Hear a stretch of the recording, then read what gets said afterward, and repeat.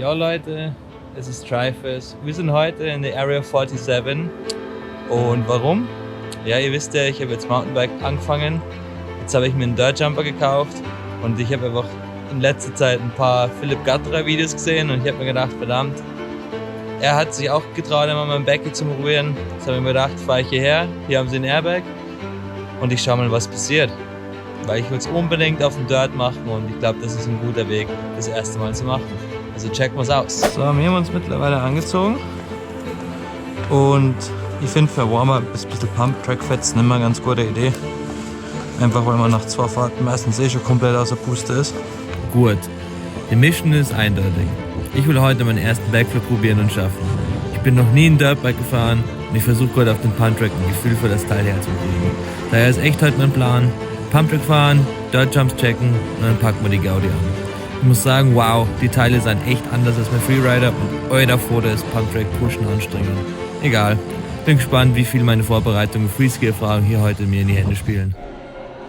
So, da mal oben bin ich ziemlich warm von der Pumpline. Das ist einfach, ich verstehe, wie Leute das den ganzen Tag machen können. Aber jetzt fahren wir mal die Dirtline. So ungewohnt mit so einem Dirtbike. Jawohl. Ah, das ist Case. Jawohl. Jawohl. Haben wir aber einen Ausbruch hinbekommen. Jawohl. Ja, schon was. Der erste Run mit dem Dirter hat ja schon mal gut funktioniert.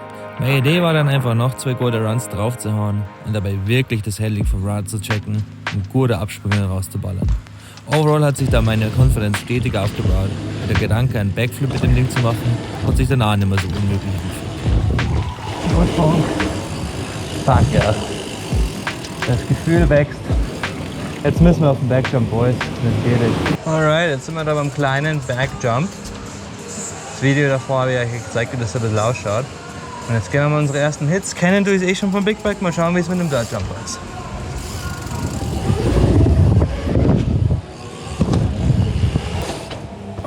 Ja, funny. Aber ich muss ehrlich sagen, ich glaube, wir müssen zum Großen. Jetzt sind wir da am großen Jump. Schaut mal um. Ich werde immer ziemlich steep runter zum Großen. Ich habe eigentlich für mich gleich gemerkt, aus der Erfahrung vom Skifahren, dass der kleine Airbag einfach viel zu klein ist von der Airtime her. Und wenn ihr das, glaube ich, schaffen will, brauche ich einfach mehr Airtime. Bigger ist oft einmal better. Schauen wir mal, wie es wird. Als ich dann oben stand, ging mir dann schon ein wenig der Reis. Die steilere Transition-Fahrt echt. Da. Aber genau weil der Plan bis jetzt so super funktioniert hat, habe ich weitergemacht. Ich bin dann den großen Jump insgesamt 3-mal gefahren. Dabei habe ich mir im Kopf das Ganze vorgestellt, wie ich einen Backflip machen würde. Und dann stand ich einfach schon oben. Riesen Airtime, Bro. Jetzt wird's ernst. Schauen wir mal, was das ganze Kopfdenkerei-Teig gebracht hat. Unten stellt sich gerade einer freundlicherweise hin, der Max, den gerade kennengelernt, dass er mir einen Knuckle-Angle gibt. Und ja, schauen wir mal, was geht. Alright, fuck. Wird schon. Alter, no way.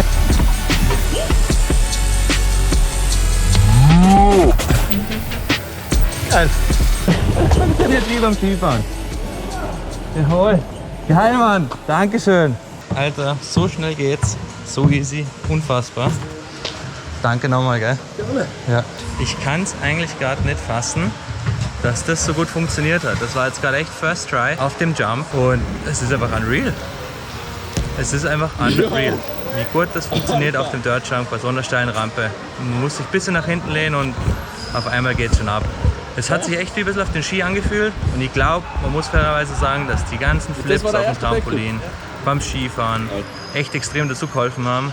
Aber ich bin mad stoked, dass das einfach funktioniert hat und leider, oder für euch leider nicht so eine lange Challenge, aber ich bin aber nur stoked und der nächste Schritt ist auf jeden Fall, dass ich auf den Mulch gehe und bevor wir komplett übertreiben, würde ich sagen, machen wir nur ein paar, damit die gescheit sitzen. Als ich dann noch mehr Backheat angerissen habe, ist mir persönlich wirklich ein Licht aufgegangen. Es ist für mich einfach 1:1 wie mit den Ski.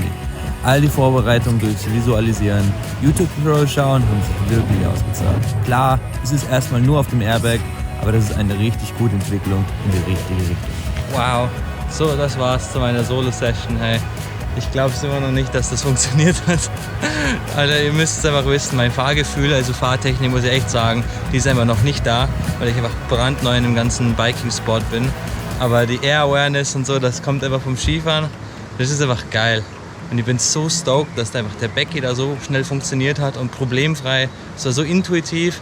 Und ich muss echt sagen, für jeden, der auch irgendwie Backflips ausprobieren will, jede Möglichkeit, wo du ein Becky machen kannst, auf dem Trampolin, Schwimmbad, wird dir helfen. Weil wenn du mal verstanden hast, wie es echt zum Backflip kommt, dann kriegst du ihn rum. Und wichtig einfach für mich war es, schön die Beine durchdrucken, das Vorderrad durchdrucken und dann macht der Jump eh schon viel für dich. Also, das ist auf jeden Fall Part 1 auf meiner Road to Backflip und Dirt. Ich hoffe, euch hat es gefallen und bis zur nächsten Episode. Lasst mal mir wissen, was man machen sollt oder ob ich es wieder auf Englisch machen sollt. Jetzt haben wir gedacht, ich mache es mal auf Deutsch.